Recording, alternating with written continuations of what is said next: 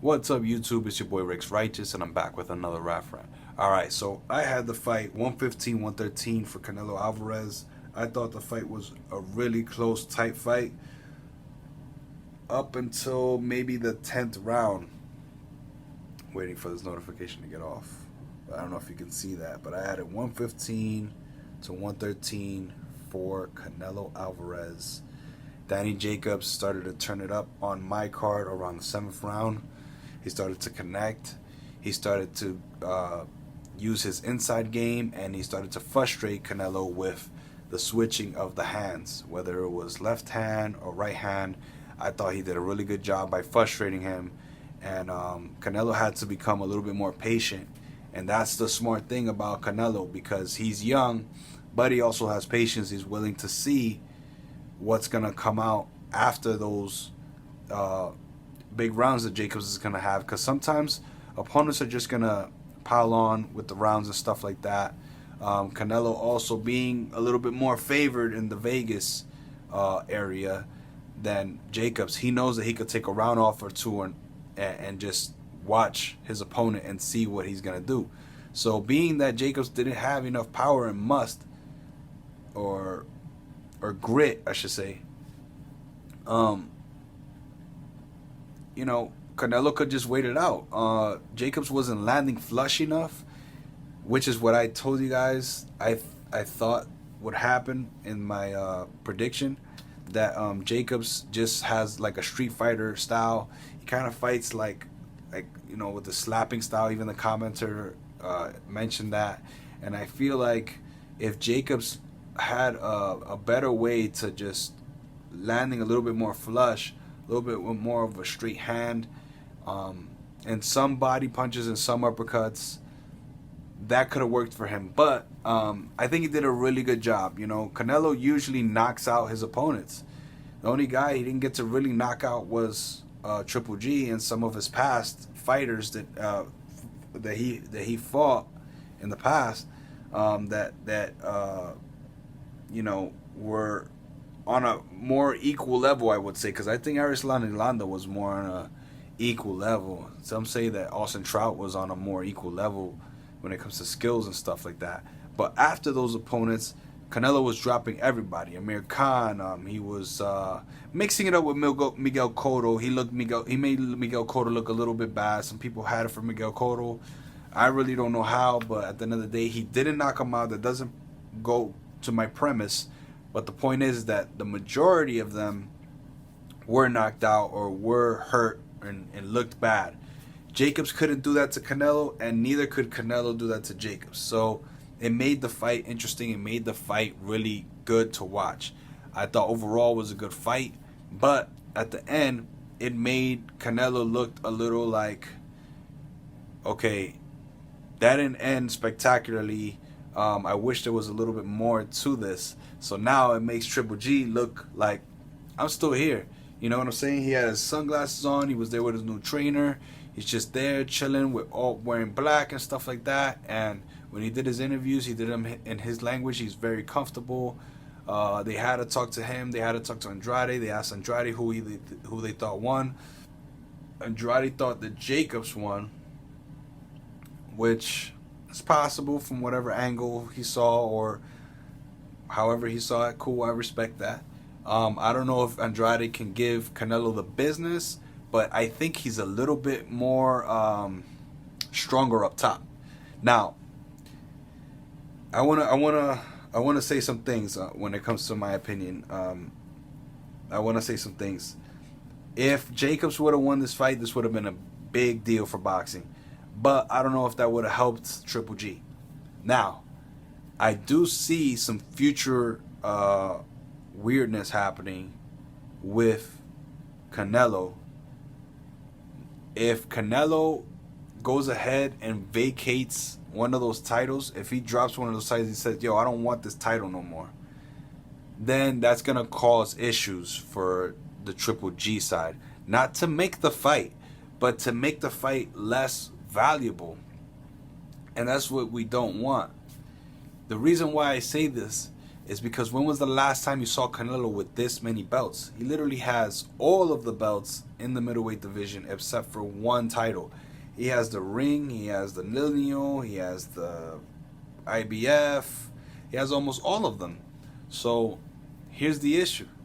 If he starts vacating and starts making it about the money, then the fight will probably still be made, but it won't make it as valuable to all people that want to see the fight. Now, I think that they're going to stick to that. They have to, because it's going to sell the fight more. But let's see how people talk. Let's see if more people pick up the zone subscription. I'm sorry, and let's see what people say, because maybe it's possible that Canelo doesn't have that many opportunities anymore. Maybe he's starting to run out of opportunities, and Triple G won't be his biggest fight, because Triple G, it's certified, money maker. So it's still very interesting in my opinion. I think the fight is worth the mention. I also think that that the zone subscription, like the whole platform, I think is dope. I still haven't even explored it that much, but it works way better than ESPN Plus. And I think the problem is, for me, in my opinion, I think the problem with ESPN Plus is that some of the videos they have on there are old, and they have an archive, which is cool, and I think it's worth it if you're a sports fan. And it's $15 cheaper. So of course I would tell people to still get ESPN Plus. Don't slack on getting ESPN Plus if you're a sports fan. You love basketball. You love all kinds of sports. Talking about wrestling, MMA, everything. They have it all. I think they even have UFC there. So I still say people should get that. But the zone works really, really, really good. It's smooth. You want to go on the website, it works really well. So hopefully that will drive up more conversation and build up more interest. So I want to know what you guys think. Again, the middleweight division can take over the welterweight division if these fights are made. If not, you're going to get more extension from the welterweight division, but you're going to get screwed at the end because you'll never see Terrence Crawford fight these guys. And I think that that's kind of pointless at times, because they're just fighting, they're winning these titles, they're calling each other out, but they're never making the fight. I want to see more of unifications. So, again, Triple G, he showed up with his new trainer, which happens to be Jonathan Banks, a fighter that not too long ago, I mean, he's a trainer, but not too long ago was a fighter, and he was a trainer for Klitschko. He also had the IBO title and all that kind of stuff. So he's dealt with champions in the past. He knows about international fighters. He's experienced, and he's American. So that makes it cool. And Triple G said that he's going to be adding some new features to his fighting style. I think that is phenomenal. I think that is a great idea, because Triple G is very dedicated, and he knows how to fight. He has his experience, but that means he's opening his repertoire. He's trying to create a new arsenal for his fighting style. And I think that that's perfect, because he's taking Canelo shots easier than Canelo has taken Triple G shots. So that means that he could take more from Canelo while doing his new stuff. I don't think it's going to be a crazy change, but it might be more on the physical side. It might be more of on the training side. Remember, Big Bear was high altitude. This one, I don't know where the guy's at, but it's possible that, it could be a different altitude. It could be easier for Triple G, and he might want to do some different style training. Klitschko is one of the best fighters of our past generation, around the same time Mayweather, because it's funny, Klitschko doesn't get the praise that Mayweather does, but either way, he was a machine. A lot of people compared him to like the guy that Rocky fought in Rocky IV, the Russian guy. So if Triple G can do that, he can gain a little bit more experience, I think that they should keep trying to push the fight for New York. Eddie Hearn popping up at the end of the fight. He didn't look too ecstatic, but at the same time, he did look like he wants to keep pushing another fighter in front of Canelo. And this is what? Second fight on the DAZN platform. So obviously they're going to keep wanting to keep him entertained with more fighters. He wants to earn that money. He's going to have to take these fights. And that's why I think Triple G is feeling like comfortable.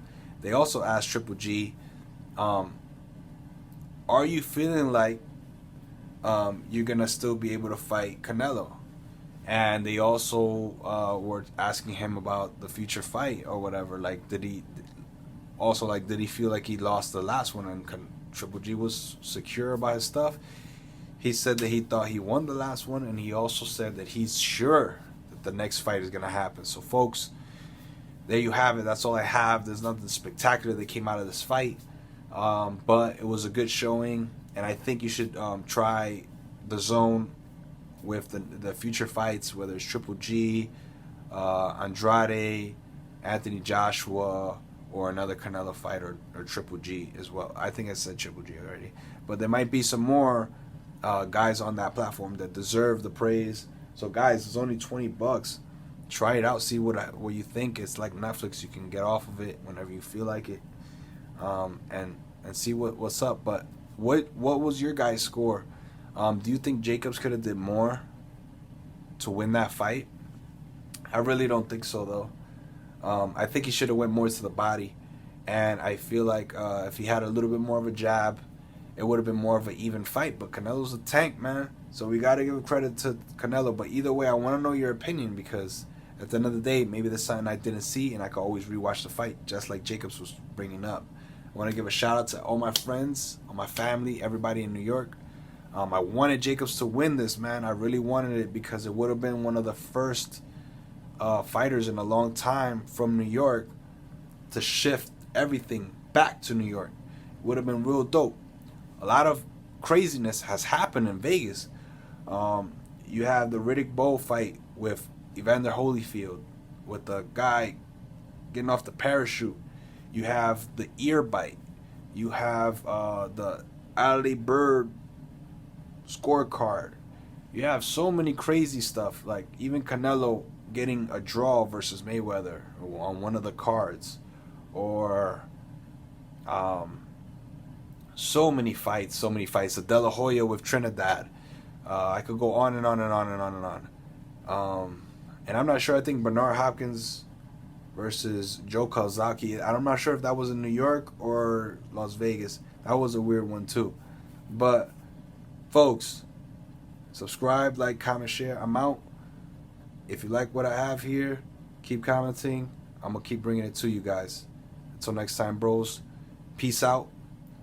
And ladies, I'm going to be dropping some more topics later on, either today or, well, it's already 12, but yeah, later on today. Until next time, man, let's try to keep boxing alive. Peace. Stay strong out there. Stay vigilant. Peace out.